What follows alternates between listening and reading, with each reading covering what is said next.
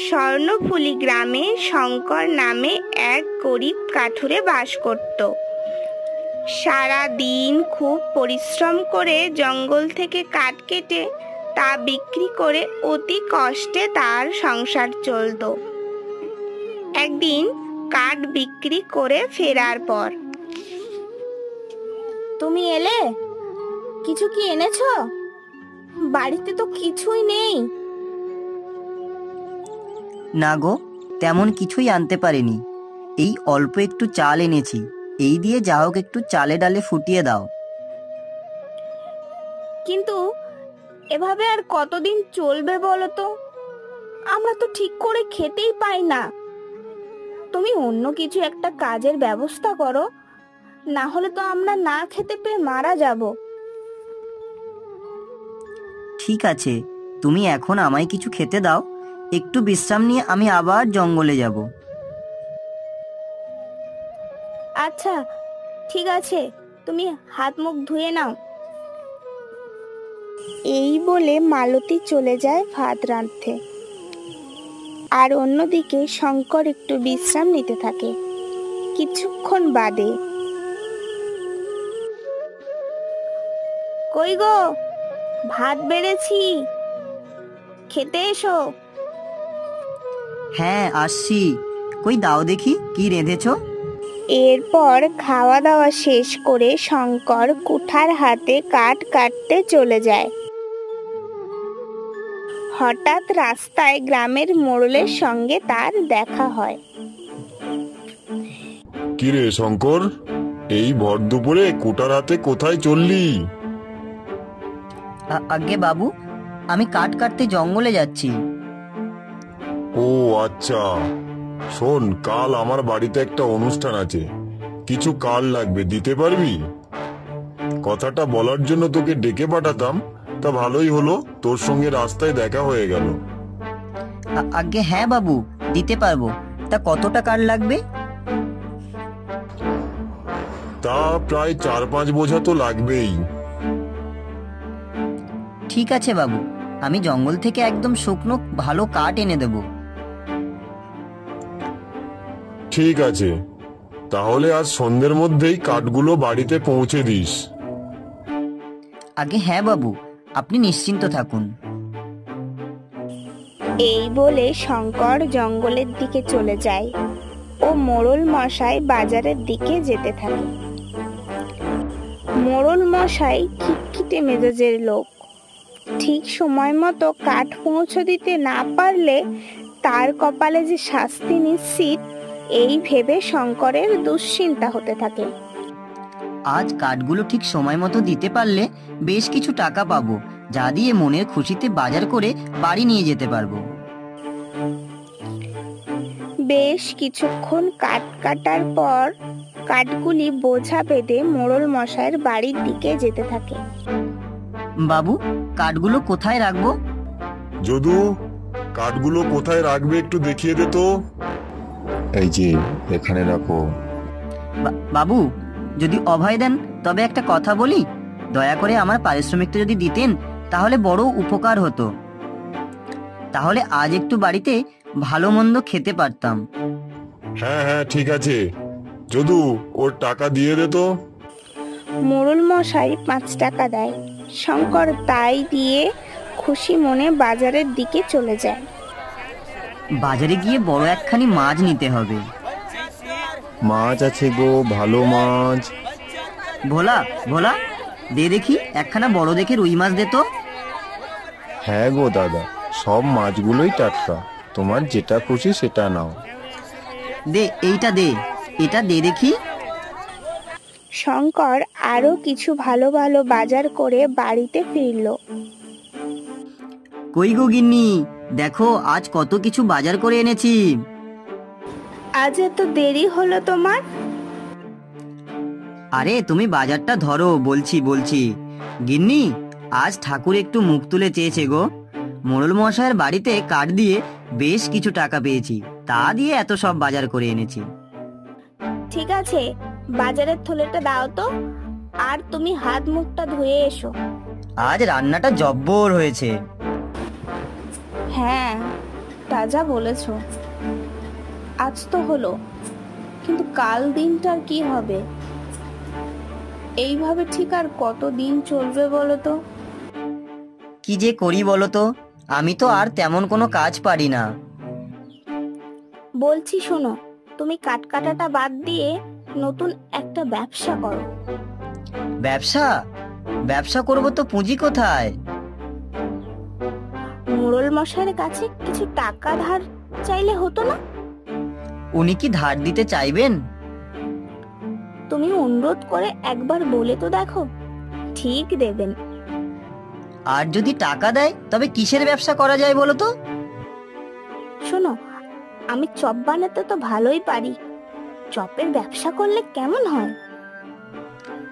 হ্যাঁ, বুদ্ধিটা মন্দ নয়। আমি কালই মোড়ল মশাইয়ের কাছে যাব। এই বলে মালতী ও শঙ্কর শুতে চলে যায়। পরের দিন শঙ্কর: বাবু, বড় বিপদে পড়ে আপনার কাছে এসেছি, যদি একটু আমার প্রতি দয়া করেন। শঙ্কর, বল দেখি তোর কি দরকার? বাবু, কাঠ কেটে তো আর সংসার চলছে না, আপনি কিছু টাকা যদি ধার দেন, নতুন একটা ব্যবসা করতাম। ব্যবসা করবি? কিসের ব্যবসা? চপের ব্যবসা করব বলে ভেবেছি। তা ব্যবসা করে আমার টাকা শোধ দিতে পারবি তো? তা কত টাকা লাগবে তোর ব্যবসায়? বাবু, 50 টাকা দিলেই হবে। ও, 50 টাকা তো? তা আমার যে কিছু শর্ত আছে। তা কি শর্ত বাবু?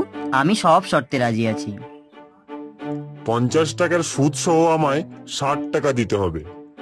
আর 1 মাসের মধ্যে না দিতে পারলে তোর ওই ভিটেটুকু আর তোর থাকবে না। আমি রাজি বাবু। এই নে 50 টাকা, আর সময় মতো শোধ দিয়ে দিস। শঙ্কর 50 টাকা নিয়ে বাজারের দিকে যায় এবং চপ তৈরির সকল জিনিস কিনে আনে। আনলে জিনিসগুলো? আনলাম তো মালতী। জমিদার মশাই টাকা দিলেন তোমায়? হ্যাঁ, দিলেন উনি। যা শর্ত দিলেন, টাকাটা ঠিক সময় মতো দিতে না পারলে বাড়িটাই উনি নিয়ে নেবেন। কি বলছো কি তুমি এটা? হ্যাঁ মালতী। যাক, তুমি আর কিছু ভেবো না, তুমি শীঘ্র চপ বানিয়ে ফেলো, আমি হাটে চপ বিক্রি করতে যাব। মালতী চপ বানাতে যায় আর শঙ্কর বসে ভাবতে থাকে কিভাবে সে টাকাটার শোধ দেবে। নাও, চপগুলো একদম তৈরি, তুমি বাজারে নিয়ে যাও। হ্যাঁ দাও, শিগগিরই দাও, অনেকটা দেরি হয়ে গেল। এই বলে শঙ্কর চপগুলো নিয়ে বেরিয়ে পড়ে এবং বাজারের একটা জায়গায় এসে বসে। চপ আছে, গরম মুচমুচে চপ আছে। কি রে শঙ্কর, তুই তো কাঠ বিক্রি করতিস, আবার চপ বিক্রি কবে থেকে করছিস? এই তো কাকা, আজ থেকে। ও, তা বেশ ভালো। তা আমাদের একখানা করে দে দেখি, কেমন বানিয়েছিস? হ্যাঁ, খেয়ে বলো তো কেমন হয়েছে আমার এই চপগুলো। আরে আরে শঙ্কর, এটা কি বানিয়েছিস? তো কিছুই দিসনি নাকি এর ভেতরে? শুধু লবণ আর লঙ্কা? পুরো মুখের স্বাদটাই নষ্ট করে দিলি। ঠিক তখনই পাশের এক দোকান থেকে চপ দোকানি মনোহর বলতে থাকে: চপ খেয়ে যাও গো, ভালো ভালো গরম গরম মুচমুচে সুস্বাদু চপ খেয়ে যাও গো। মনোহরের আওয়াজ শুনে গ্রামবাসীরা তার দোকানের দিকে যায়। আরে তোমরা আমার দোকান ছেড়ে ওই শঙ্করের দোকানে গিয়েছো চপ খেতে? ও তো আজই আসলো। হ্যাঁ, যা খারাপ চপ বানিয়েছে, মুখের পুরো স্বাদটাই নষ্ট করে দিল। গ্রামবাসীদের কথা শুনে শঙ্করের হতাশায় ও কষ্টে দু চোখ ভরে জল আসতে থাকে। সে চপগুলো নিয়ে বাড়ি ফিরে যায়। তুমি এত তাড়াতাড়ি বাড়ি চলে এলে? গ্রামবাসীরা কেউ চপগুলো পছন্দ করেনি? না মালতী, গ্রামের লোকেরা বলল আমার চপে নাকি কোনো স্বাদই নেই। মোড়লবাবুর কাছ থেকে এতগুলো টাকা আনলাম, তা শোধ দেব কি করে? বেশ কিছুক্ষণ পর মোড়লবাবু তার একজন লেঠেল নিয়ে হাজির হয় শঙ্করের বাড়িতে। শঙ্কর, এই শঙ্কর, কোথায় আছিস? বাইরে আয়। সেই কবে তো টাকা ধার নিলি, সুদের টাকাটা আজই আমার চাই। কিন্তু বাবু, চপের ব্যবসাটা তো আমি ভালো করে করতেই পারিনি, সুদের টাকা তো এখনো জোগাড় হয়নি বাবু। কিন্তু টাকাটা যে আমার আজই লাগবে, আর টাকা না পেলে ওই ঘরের যে তুই আর থাকতে পারবি না। রঘু, রঘু, ঘরের মধ্যে সকল জিনিস বাইরে ছুঁড়ে ফেলে দে। না বাবু, এমনটা করবেন না। আপনার পায়ে পড়ি বাবু, এমনটা করবেন না। 1 মাস পর আমি আপনার টাকা শোধ দিয়ে দেব। ঘরের জিনিসগুলো এভাবে ছুঁড়ে ফেলবেন না বাবু। আপনি দয়া করে আমাদের এই ছোট্ট ঘরটা এইভাবে ভেঙে ফেলবেন না বাবু। দয়া করুন আমাদের। কিন্তু মোড়ল তাদের কোনো কথাই শোনে না। মোড়ল পুরো বাড়িটা তছনছ করে দেয়, শঙ্করকে ধাক্কা মেরে ফেলে চলে যায়। পরের দিন শঙ্কর মনের কষ্টে আবারও চপগুলো নিয়ে বাজারে গিয়ে বসে, কিন্তু কেউই তার চপগুলো কিনতে আসে না। ঠিক তখনই এক বৃদ্ধা মনোহরের চপের দোকানের সামনে আসে। বাবা, আমার কিছু খেতে দাও, আমার খুব খিদে পেয়েছে। আমার কাছে কিনে খাওয়ার মতো কিছুই নেই। যাও যাও, এখন যাও তো।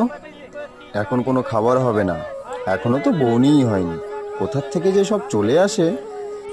এটা শোনার পর বৃদ্ধা কষ্ট পেয়ে পাশে শঙ্করের দোকানে গিয়ে বসে পড়ে। বাবা, আমায় কিছু খেতে দেবে, আমার খুব খিদে পেয়েছে। কিন্তু মা, আমার কাছে চপ ছাড়া খেতে দেওয়ার মতো কিছুই নেই। নাও, তুমি একখানা চপ খাও। বাহ, তোমার তৈরি চপগুলো সুন্দর স্বাদ তো। কিন্তু গ্রামবাসীরা বলে আমার তৈরি চপে যে কোনো স্বাদই নেই। তুমি একখানা খেয়ে দেখো না। ভালোই স্বাদ হয়েছে তো। শোনো বাবা, আমি অনেকের কাছে একটু খাওয়ার জন্য ভিক্ষে করেছি, কিন্তু কেউই আমাকে একটু ক্ষতি করে খেতে দিতে রাজি হয়নি। তুমি আমার খিদে মিটিয়েছ। এই পুটুলি থেকে মশলা নিয়ে চপে দিও, তারপর ওই চপে যে খাবে তার মুখে লেগে থাকবে।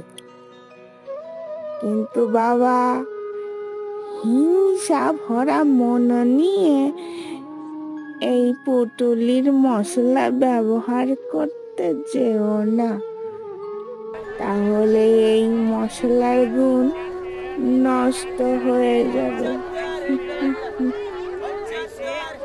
আসি। শঙ্কর এই ঘটনায় অবাক হয়ে যায়। এরপর শঙ্কর যখনই চপ নিয়ে বাজারে আসে, তার চপের সুগন্ধ চারিদিকে ছড়িয়ে যায়। লোভনীয় সুগন্ধে সবাই শঙ্করের চপের দোকানের দিকে আসতে বাধ্য হয়। এদিকে মনোহর এই দৃশ্য দেখে হিংসায় রাগে সে ফুঁসতে থাকে। সে তার এই সুগন্ধি ও সুস্বাদু চপের রহস্য জানার জন্য পাগল হয়ে ওঠে। শঙ্করের চপে এত স্বাদ ও গন্ধ হলো কিভাবে, তা আমায় জানতে হবে। আমাকে তো জানতেই হবে, এইভাবে আর চলতে দেওয়া যাবে না। ওর ব্যবসা বন্ধ করতেই হবে। পরের দিন শঙ্কর কিছু জিনিস আনতে দোকান ছেড়ে বার হলেই মনোহর সেই সুযোগে দোকানে ঢুকেই তার চপের পাশে রাখা পুটুলিটা তার নজরে আসে। মনোহরের এক মুহূর্ত বুঝতে দেরি হয় না, এই পুটুলিটাই শঙ্করের সুন্দর চপের রহস্য। সে 7-5 না ভেবেই পুটুলিটা চুরি করে চম্পট দেয়। চপ খেয়ে যাও, সুন্দর সুন্দর সুগন্ধি মুচমুচে চপ খেয়ে যাও। এদিকে শঙ্কর ফিরে এসে মশলার পুটুলিটা না দেখতে পেয়ে সে উতলা হয়ে ওঠে। বলি, ও মনোহর, কই চপ দাও দেখি, আমাদের খুব খিদে পেয়েছে। চপ খাবার পরেই তাদের গলা জ্বলতে থাকে। জল, কেউ একটু জল দাও।